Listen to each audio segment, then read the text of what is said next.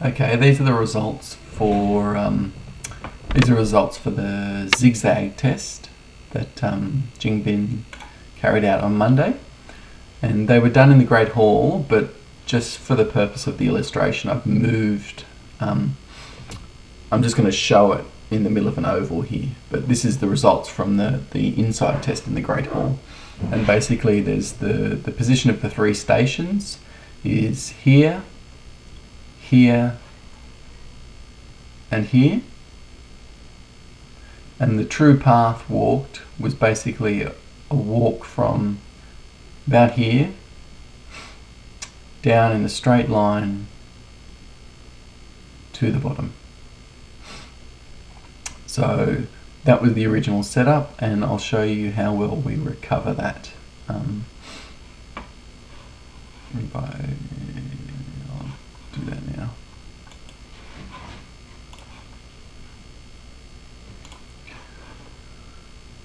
Okay, so you see we start off in more or less the right position and we head in the right direction, but we're not doing exactly the right thing. We'd like it to start here and head straight down here, and so it kind of wobbles around a bit and we don't get exactly the right path, but we get sort of within, again similar to the other trial. If the true path is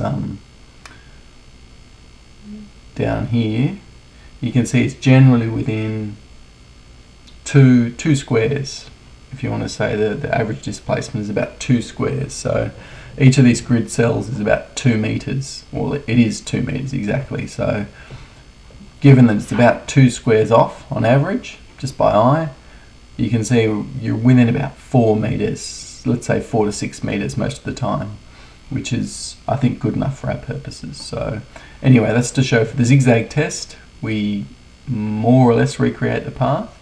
And again, I think we can do a deal better with imposing some additional constraints, but I think this is already getting good enough for what we'll need to do finally. The only issue that remains is just making sure we get enough data. So, all right, I hope that gives you idea of the results from the zigzag trial.